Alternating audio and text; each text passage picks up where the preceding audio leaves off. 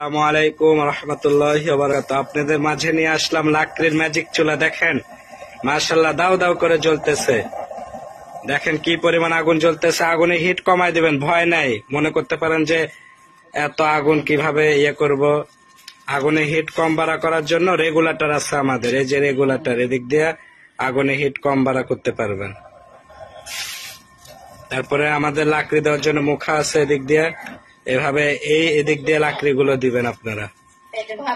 দেখেন আমি কি লাকড়ি দিয়েছি, খেজুরের ডাল, মানে যে কোনো ধরনের লাকড়ি হলে চলবে ইনশাল্লাহ। দেখেন কি পরিমাণ আগুন জ্বলতেছে, আলহামদুলিল্লাহ। উপরে তরকারি বসায় দিয়েছি, মুরগির গোশ। দেখেন মাশাআল্লাহ মাশাআল্লাহ।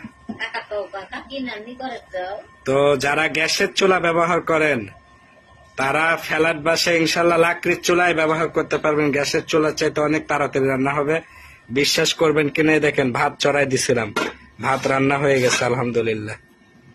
এই যে ভাত রান্না করলাম এই চুলাতে, এখন আবার তরকারি চড়াই দিয়েছি। দেখেন কি পরিমাণ আগুন জ্বলতেছে, অনেক তাড়াতাড়ি রান্না হবে। এই যে এগুলো ডালপালা, যে কোনো ডালপালা, আপনার লাকড়ি কিনতেও হবে না। দেখেন কি পরিমাণ জ্বলতেছে। এই যে লাকড়ি দেওয়ার জন্য মুখা আছে এদিক দিয়ে, আমি এই যে খেজুরের ডাল দিয়েছি। তারপরে যে মেহগনি গাছের ফল আছে, তারপরে এই যে মোটা ফল, এগুলো সব জ্বলবে আলহামদুলিল্লাহ। এই যে এদিক দিয়ে দিবেন, অনেক সুন্দর জ্বলবে।